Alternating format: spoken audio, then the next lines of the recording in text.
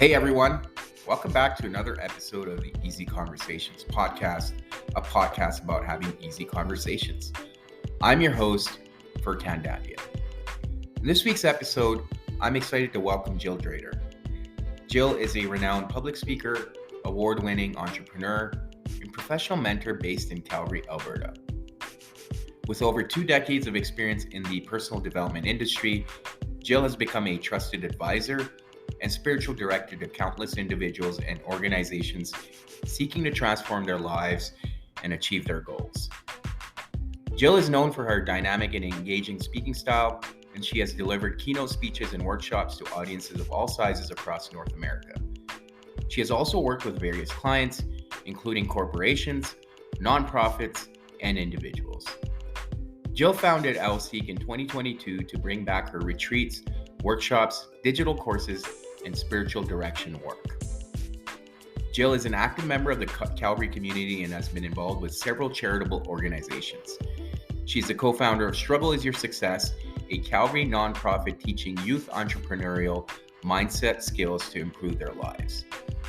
She is passionate about supporting causes related to mental health and wellness and has been recognized for her contributions to these areas by the provincial government, the Distinguished Alumni by the University of Calgary in 2016, and also was awarded the Top 40 Under 40.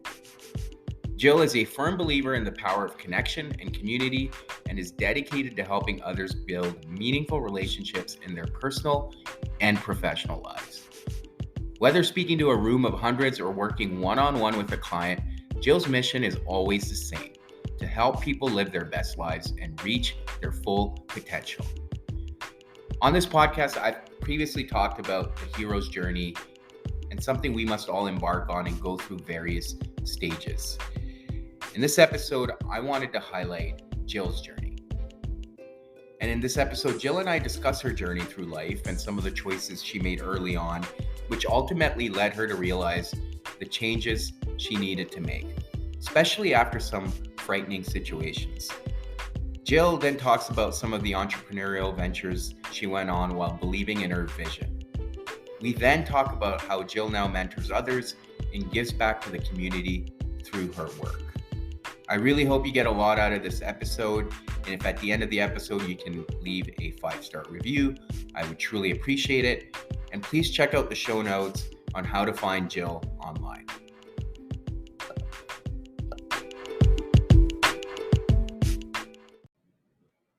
All right, Jill, welcome to the Easy Conversations podcast. Thank you for joining me today. I'm really honored and looking forward to our conversation. As usual, before I get started with the conversation, I try to give the guests an opportunity to introduce themselves and tell the listeners a little bit about what they do. And so I'll hand it over to you for a bit here. Introduce yourself, and then we'll jump into our conversation today. Thank you. Thank you so much for having me on to talk about things that are so passionate to me, the world of mental health and healing and living in that space. So my name is Jill Drader, and I am the founder of OwlSeek.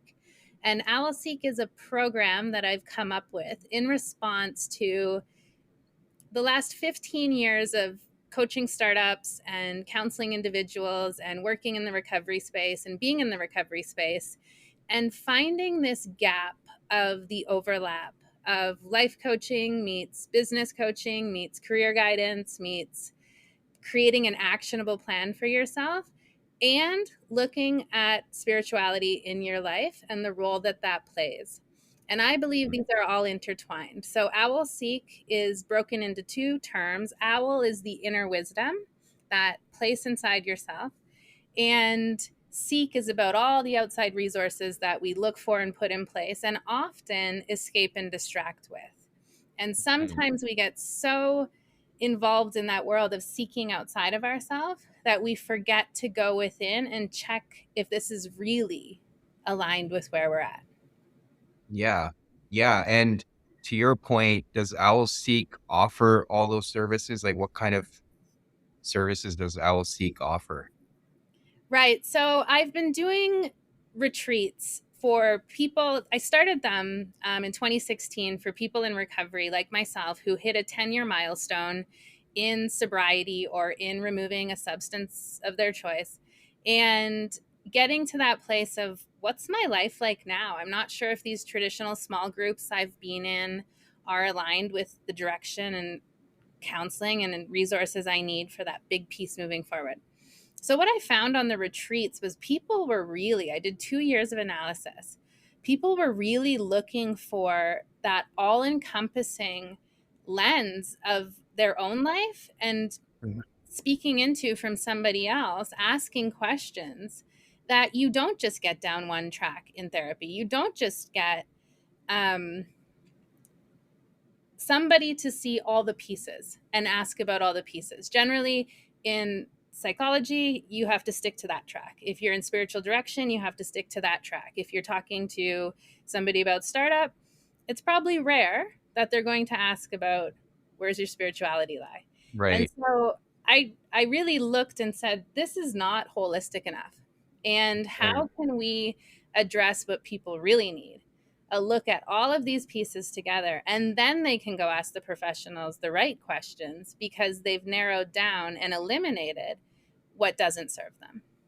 Yeah. Yeah. And thank you for explaining that. And for listeners, Jill's based in Calgary, so local, and OwlSeek is a program that's also offered locally. So thank you for sharing that. And one of the things, I say this quite a bit on this podcast, is quite often we find or we create these things because we feel like at some point in our lives we needed it ourselves. And to your point, as you mentioned, something that you went through, recovery itself. Do you mind expanding on what that journey was like and what got you to this point? Yeah. So what I've developed with OwlSeek is this program that I can do coaching one-on-one, or I can roll it out in a retreat over the weekend, or I can take a corporate group through, or I can deliver it in a digital online program. And I have all of those services available right now. But it's bigger than that. It's about having bigger conversations, and it's about reaching people in these circles and cliques that we end up getting into. And so my recovery journey, what happened was I was living a double life and I was a functioning addict.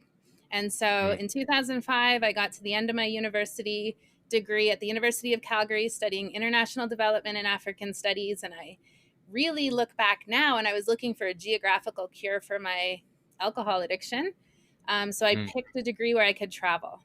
And I just ran away from myself. However, everywhere I went, there I was. And that ended in me going to the UFC counseling service. And the counselor there had one session with me, and he said, well, why don't you try this group, Alcoholics Anonymous? And I said, not a chance, not doing it. It's not for me. So I guess there's nothing. And Mm. I just went and hid some more. The truth was, in my 4th year, I missed the last 2 weeks. I was in treatment for the 3rd time, a government treatment program. I'd been through a treatment program with my mom's work also. And I just was unwilling to change. I thought I could manage it differently. I was now using cocaine 6 days a week. I was living a complete double life. I was working over in a hotel bar in Hotel Village. Mhm. And that's now all been bulldozed because that whole culture and environment had to go. But it was a Yeah. really dirty, seedy environment. And organized crimes, motorcycle gangs ran trafficking out of there. They Yeah. ran women out of the hotel that they could see from the windows of the establishment. They would meet men, take money, and then send them to a room. And I knew all of this was happening.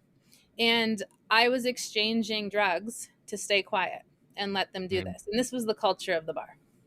So I Yeah. didn't know going to work there that's what happened, but I got into it. And Mhm. it worked for me.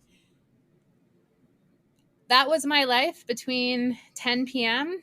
and 8 a.m. the next day. I was staying awake for days on end, and my body was shutting down. I ended up getting my degree, but I didn't go to the convocation. I didn't finish with my class. I actually never knew anyone in my class. I just stayed Mm. really isolated. And I decided I had to move to Korea. I figured if I moved somewhere where I thought cocaine was so illegal, I wouldn't want to access it for fear of being incarcerated for a long time. And Right. I went on this fear-based mission. What happened was I ended up being blackout blind drunk for 4 months, the first 4 months I was there, because I didn't know how to drink without using cocaine. And I Mm-hmm. got myself in a lot of trouble. I was blacking out. I was getting injured. I was hanging out with people I had no business hanging out with. I was lying. I was meeting people and dating them, good people. And I was struggling with this double life. And Yeah. I really ruined all relationships I had. And then I was just on the rock, South Korea, they call the rock, having my rock bottom. And, I was in a city of 9 million people and never felt more alone. And then one Mm-hmm. Friday night, I went out by myself, as I did. It's a massive drinking culture there. It's a very big demographic of people who go to this region called Taiwan, which is incredible. It's international. It's this Mm-hmm. melting pot, diplomats, teachers like I was. I was teaching in a university prep program. An ex-military or military go hang out there. There's still, 100,000 troop in and around Seoul from the American military since the end of the Korean War. And one night I went out and I just met the wrong person. I was powerless and I gave my power to somebody who I met in the bar. And I think I was given the date rape drug, GHB, or I drank to blackout. But the next thing I remember was them stuffing me into a car in the alley. And that ended up being 48 hours. I was taken by this individual. From that period of me remembering being put into the car, the next time I woke up, I was in this really rundown apartment that was rented off base. I found out later. It was an American military person who was not working at the time, but identified and could go on base. And I was bound and I was being videotaped and I was being beat up for somebody else's pleasure. And that's truly where I was powerless. And it's where I realized I just might not make it out of this one. And that was the end of my drinking and using. So help us understand, like, afterwards, after that, first of all, thank you for being vulnerable and sharing that. But, after that whole situation, what was going through your head? Like, what were the questions you were asking yourself? Like, I can't even put myself in that situation, but the first question would come to my mind, like, okay, well, what am I doing here? Was that kind of your, It was more like, Jill, how did you get here again?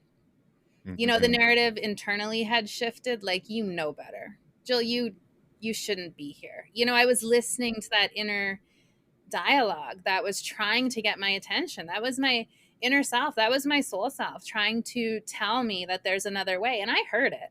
And I could differentiate those voices. And I chose to ignore it for so long.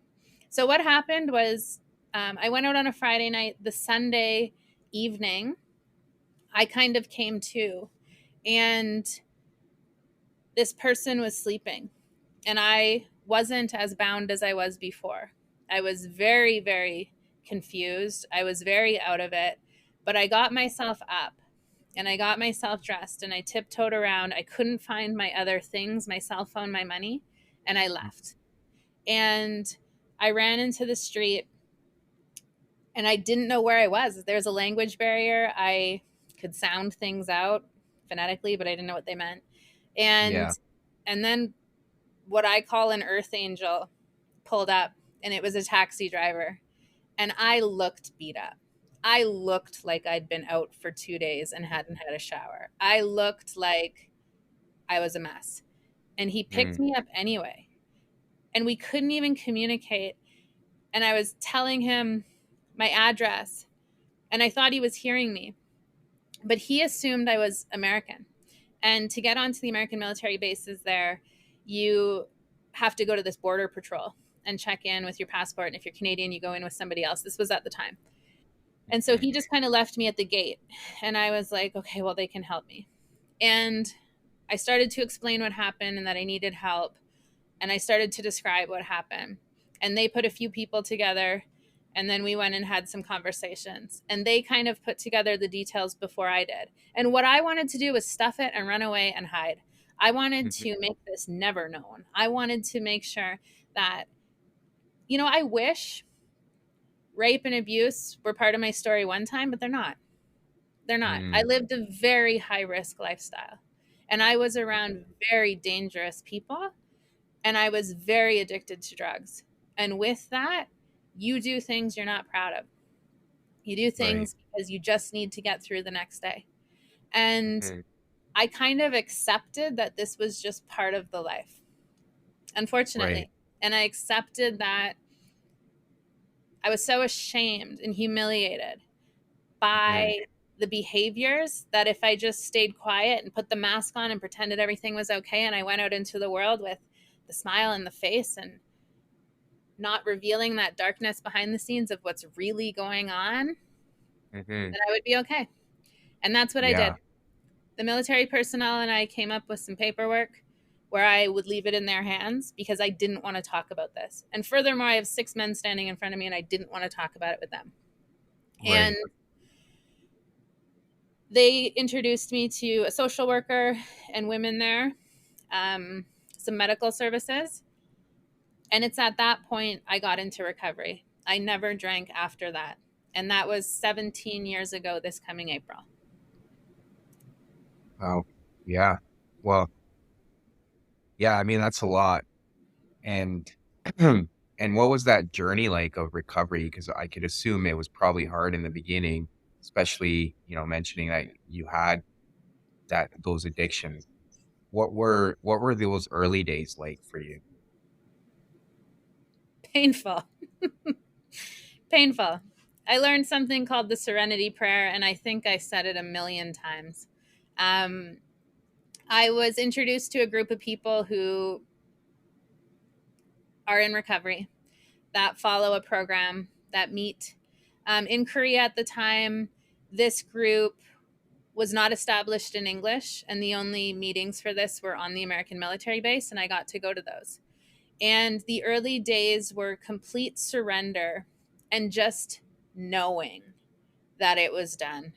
I knew that if I was to continue, I was to die next time. I Right. had put myself in situations before. Um, I've been held at gunpoint. I have been forced to do things against my will. I have been forced to do things with my body against my will. And those things seemed manageable until this experience that was unmanageable.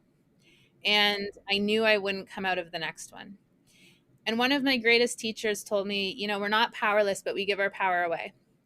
And it was at Mhm. this point I heard her. She was deceased, but I heard her saying, now you can take it back. And that's what I always knew about giving your power away and being powerless is in that flow of infinity. You can also take it back. It gets log jammed kind of in the middle if you stop the flow, but you can take Right. it back because we will be powerless and powerful all day long. We Mm. have thoughts that make us powerful and we have thoughts that make us feel powerless until Mhm. we really think about that. And that's part of the balance, and that's part of the learning, and that's part of laying down prejudice, and that's part of surrender is Right. acknowledging that we're not all knowing and we're not all powerful. Yeah. Yeah. No, thank you for sharing that. And then after that, I think, your journey obviously changed quite a bit. You accomplished quite a bit. I was fortunate enough to sit through some of the things you were sharing. So if you don't mind sharing some of Yeah. the things you were able to accomplish after that, because I think that's really inspiring. Yeah, so I stayed in Asia for almost another year. And Hmm. I just really built this persona that, I wasn't good and now I'm good and nobody really needs to know why. I decided to take this to the grave. I decided Hmm. nobody needed to know this. I'm just going to come back different. And it was on Chinese New Year.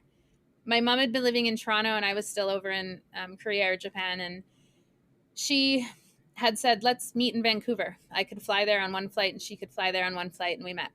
And I'd been gone about a year and a half at this point. I went to India for the first part of that trip and then over to Korea. And she said, I went to see this psychic and they told me this thing happened to you. And she explained the whole situation. And I sat dumbfounded because I had decided this story was not coming out. Furthermore, who was this guy to tell her the details of this? Yeah. And I lied to her. I said, no, that didn't happen because I wasn't ready. I had stuffed this. And it wasn't until a year after that, when I did come home, I did establish a community for myself here in recovery. I did connect with people to keep me well and accountable. I got a job at Bow Valley College right away, and I was in my early 20s because academically on paper, things were good. They worked out. It was the mask I could wear. Was, but look at this. I'm accomplished. Yeah. I can do this. And so I was teaching at Bow Valley College, and I hated it. It was like all of these people who'd been working in union, working for their pension. We had lunch at the same time every day. And the culture was just not what was going to help me thrive. And people were talking about how miserable they were and the days they were counting to retirement. And I thought, this can't be what I enter into. This can't. So I was sitting at my office one day. This was in the old campus that overlooked Olympic Plaza. And these people were out on scaffolds doing restoration of the stonework. And I was like, that's what I really want to do. I want to be working in construction outside wearing Carhartts, like heart and soul. That's what I want to do. So I went out at lunch and I asked them, because I have been to the Taj Mahal, the pyramids, and Chichen Itza, and I'm fascinated by stone architecture. And I wanted to know how to do it. And they told me about the apprenticeship program, and they told me about SAIT, and they told me how to become a journeyman. I made a phone call. There happened to be this quota to get women in the program. They rushed me through without having any hours. And I changed my career to become a tile setter and stoneworker. And I took an 80% pay cut. So I had to stay working there teaching night classes. And the first company I started was called Steel Toe Stiletto. And it's because I was wearing steel toes during the day for construction, would take my Volkswagen Golf to the parkade at Bow Valley College, change into stilettos, baby wipe my face of the concrete off it, put my hair in like a top knot, and run up and teach night school. And so Steel Toe Stiletto is the name of my company from that time and that foundation being built. I transitioned then to work in the trades full time. Thereafter, I was given a contract with SAIT for almost 5 years to teach the apprenticeship program and help take the curriculum over to a blended learning. So I got to really blend what I loved to do. That didn't come without its own challenges, being in that environment. Being a young woman rushed into the trades versus people who've worked their entire lives in it. And they had much more skill and value than I had. And you can't fake it. You have to put in the time. So it felt awkward at times. However, I pushed through until I was surprisingly pregnant with my now almost 13-year-old son. And I read the book, What to Expect When You're Expecting. And it says when you're 12 weeks, tell your boss you're pregnant. And I did. And he said, pack your tools, you're done. It was just not something that was going to work out. And so I thought Service Canada would have my back. And this was a labor issue. I had a degree. I know this labor stuff. And it turns out it wasn't. There'd been something in the clause that had been exempt. If you're a woman in manufacturing or construction, you could be let go for being pregnant and you were just disabled. That's what they told me. Just go file for disability. So this seemed outrageous. I then started wondering why the industry stayed at like 3 to 4% women since the 70s. And I was like, I think I know. If you leave, you don't want to come back. So I started focusing on successful entrepreneurs and being like, well, what made them stay?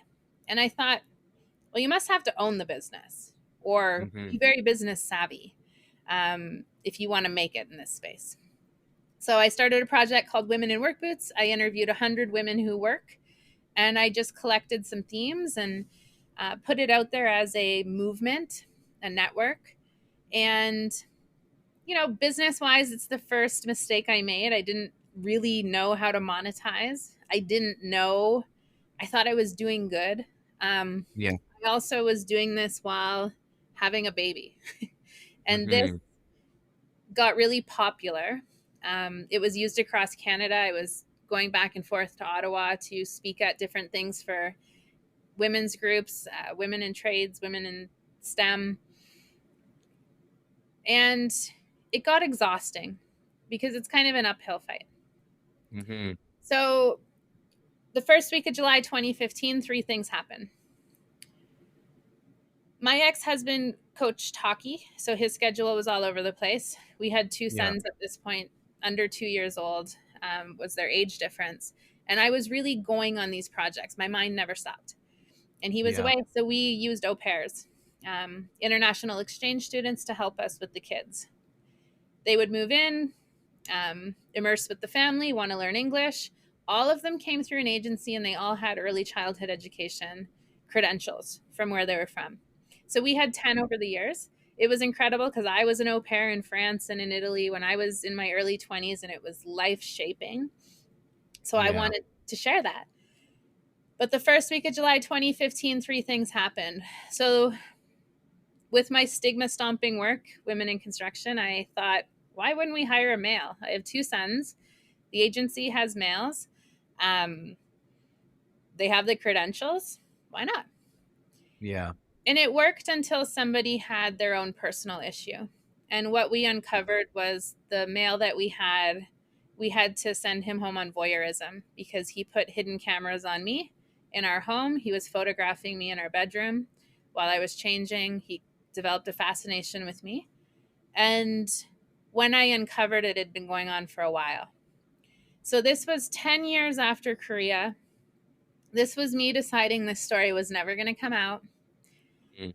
This was me having lied to my parents and told them this didn't happen.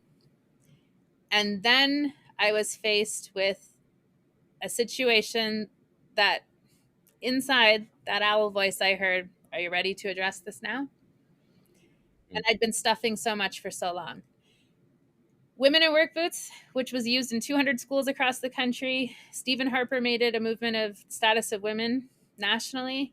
I was really advocating for amending the Maternity Leave Act, which did end up happening with support of many people.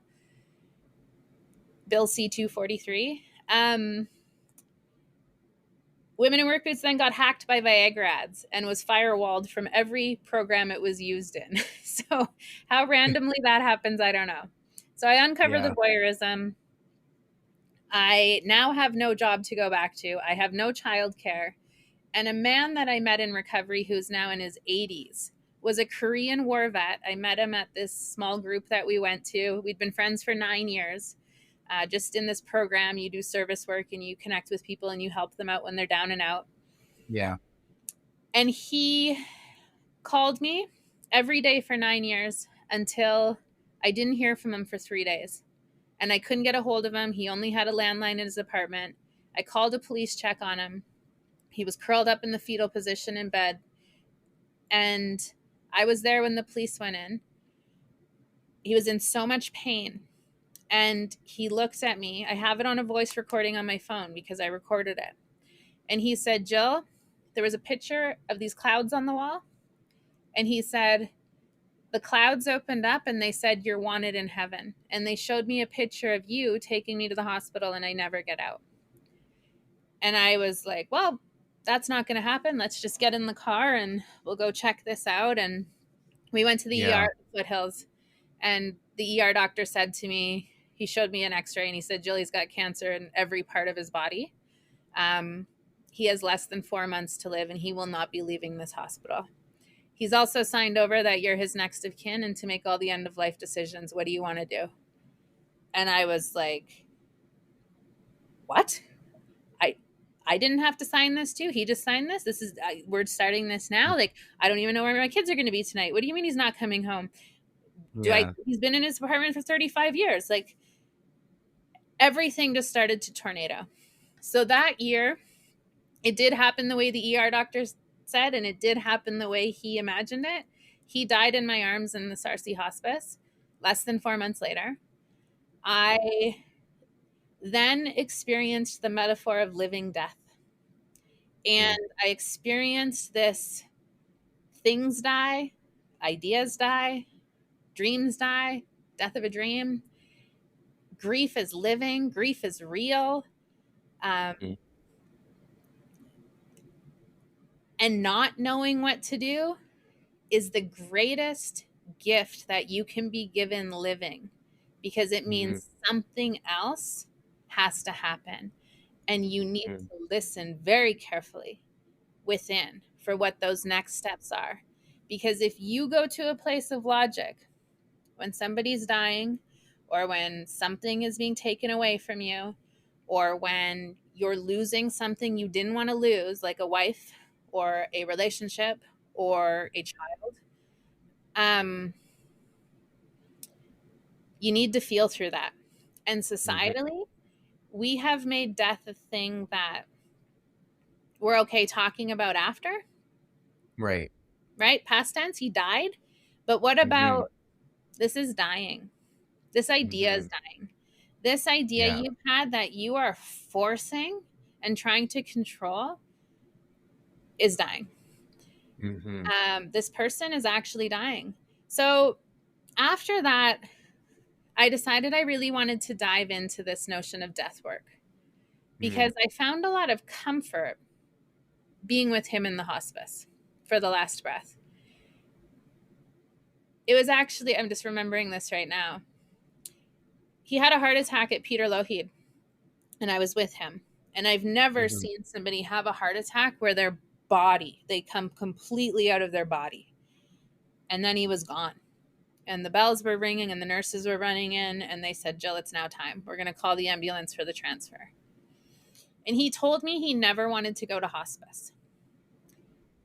And then in walks my friend Paul, who I went to high school with, and he's the ambulance transfer guy. And this was sent for me to be okay in this period in between, I believe.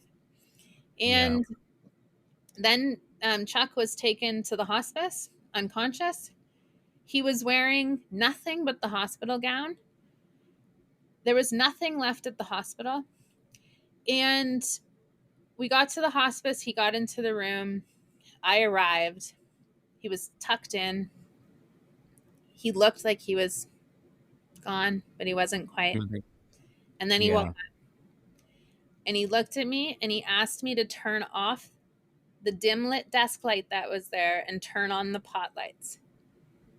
I was like, what? Like, it's so peaceful. And those are fluorescent. Yeah. But it was his last ask of me. And then he looked at the pot light directly into the light. And he went. And that for me, he saw it. He saw it when the clouds opened and he said the light was so bright. And that for me was this absolute affirmation that there's something else. There's Mm-hmm. a knowing before, there's somewhere we go, there's somewhere we all go. Yeah. Organized belief and religion removed, there's somewhere we all go. And that's become the journey since then. So I went to a Christian um, university program here, and I did another degree, a bachelor's of arts in counseling, that was more Mm-hmm. aligned with Christian counseling. But I wanted to tune into that spiritual piece. What is it about spiritual counseling that in recovery programs is this miracle globally Yeah. that people Yeah. have this awakening from? And what is it about something that just changes your mind and then you're different? What is this? And how Yeah. can we tune into all the organized belief systems and see what that is? And that's what I'm doing from now on. Yeah, yeah, and I agree with you. There is something about spirituality. It's something I'm trying to figure out too.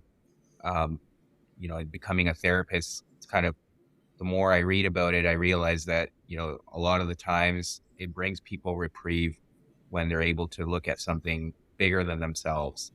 And there's so much peace that comes with it. And that's kind of been my personal journey over the last year too. So but thank you for sharing that. I know it was difficult talking through it. Um, so thank you. And focusing on that, like, how has that been for you in your own journey? Like, kind of coming to terms with this idea of, we can call it whatever it is, but just tuning into that spirituality for yourself in terms of the work you're doing, where you are in your own personal life, and everything else you do.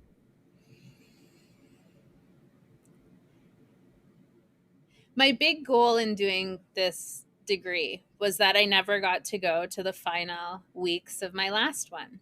And I wanted to bring to completion in presence Yeah. with myself, in being present there, this completion piece. And when I graduated, I thought I would have something figured out.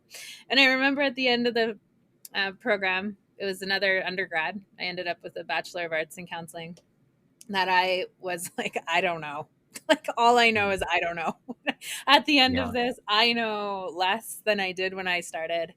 I know there's parts that make me fighty. I get really fighty. It boils up inside because I'm like, I don't know if we swear here, but I'm like, bullshit. That's bullshit. Like, I just know, like, that, what you think that is not true.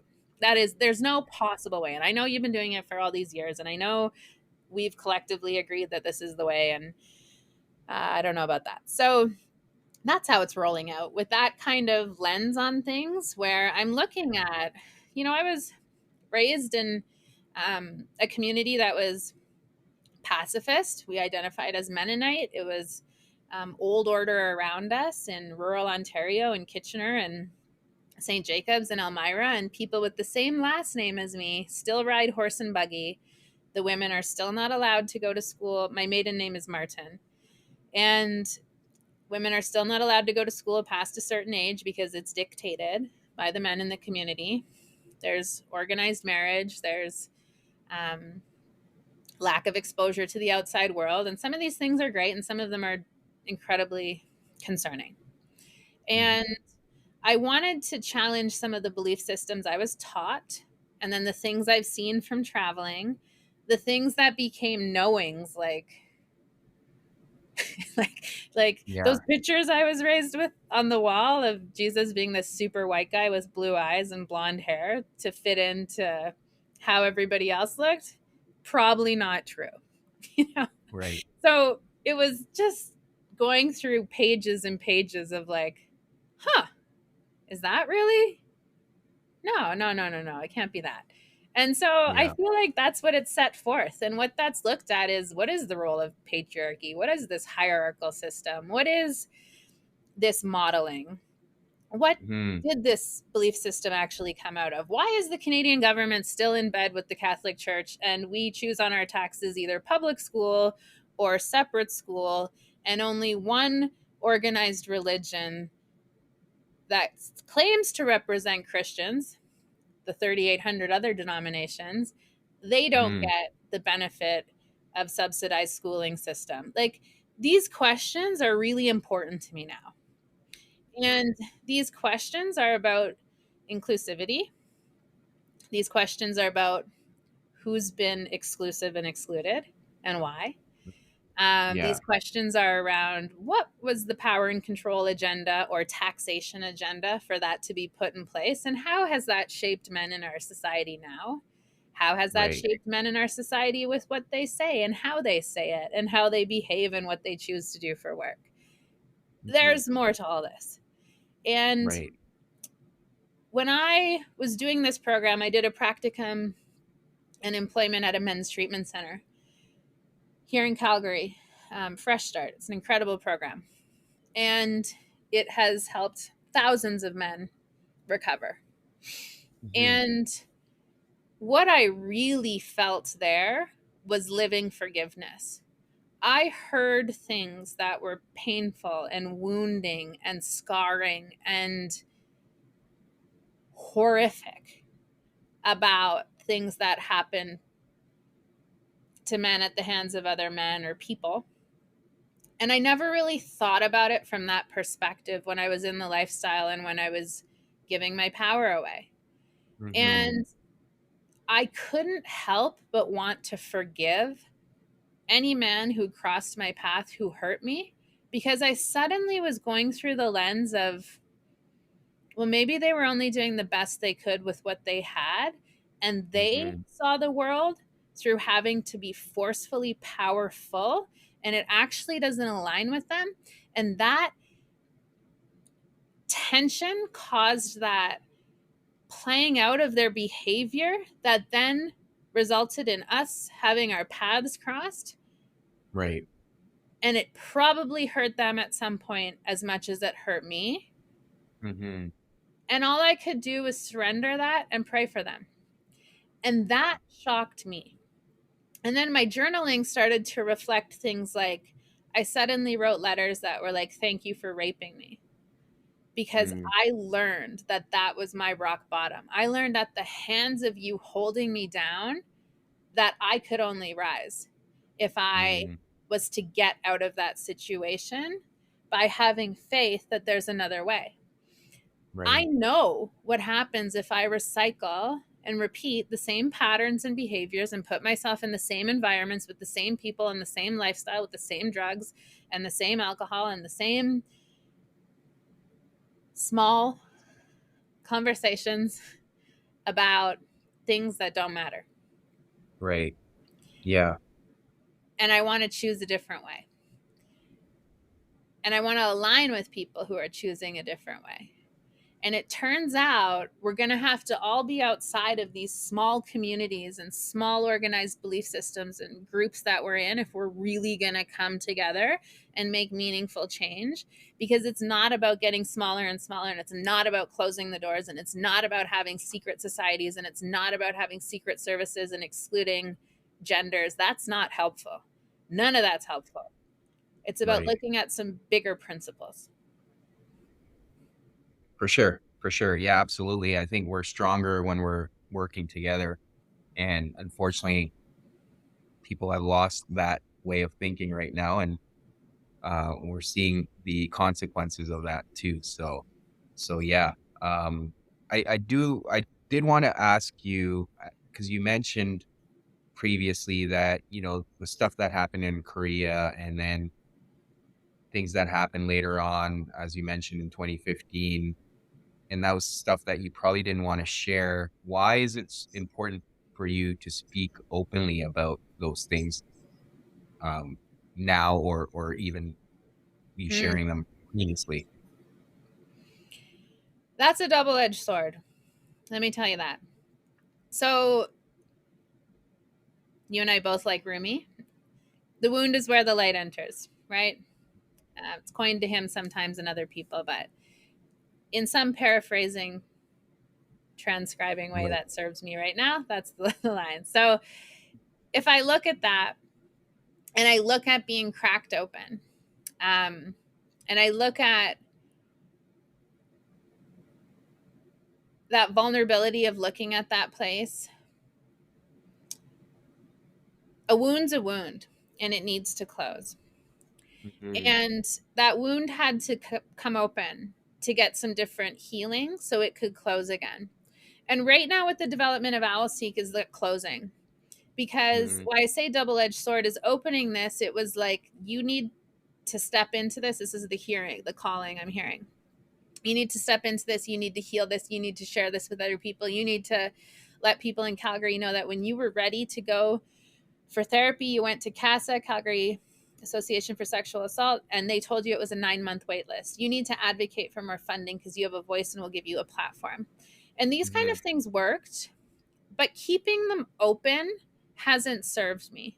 And so Mhm. OwlSeek and writing this book I'm writing right now called Knowings is about closing the principles and closing the door on them. I look at it in my head like it's this A-frame library in there, and it's full of books. And sometimes I take these books down that are stories of my past. And sometimes I get messy and I leave them open all over the floor and the table up there. And Yeah. that mess of open books, it's just all of these open stories, open wounds. And so right now I'm closing them and I'm kind of writing over them what was the lesson in all of that. And that's what brought me to really dive into the work of the map of consciousness with Dr. David Hawkins. And we both talked about this book, Power versus Force. I know you Yeah. read it last week. And um, that that map of consciousness, that line that showed me words that align with either a state of victimhood or having the courage to shift, to be willing to think something else, that started to make sense to me in a different way. And then I went, Mhm. what is the outcome of these stories? And I turned my own journey and my own path and my own I've been with my counselor, Arthur, for 9 years. Soon, he will be like the longest term relationship I've had, in a very safe way. I'm not crossing any lines. Yeah. But I have not had the opportunity to dive deep with anyone like I have with him. And the learnings that I've had from that, and the learnings of how lots of things societally want us to keep those open because it's convenient to consider our healthcare system is the only way and get stuck in a long process of waiting or just shutting down because you don't want to wait and then you don't deal with it. I think that this closing of pieces now, which is just something I'm coming out of. For the last 7 years, I've talked about this. For the first 10 years of my recovery, I didn't talk about it. I kept it tight. And I operated like somebody who was just modeling the macho society around me. Yeah. I was in construction, and then I was in the hockey culture, and then I was raising sons in hockey culture, and I didn't know how to do it, so I just modeled everybody else. I still do. And I just put it on. And Right. these kind of things, I sit back in the library of my mind and I open and close the books and I go, is that something to keep telling, or is that something to close?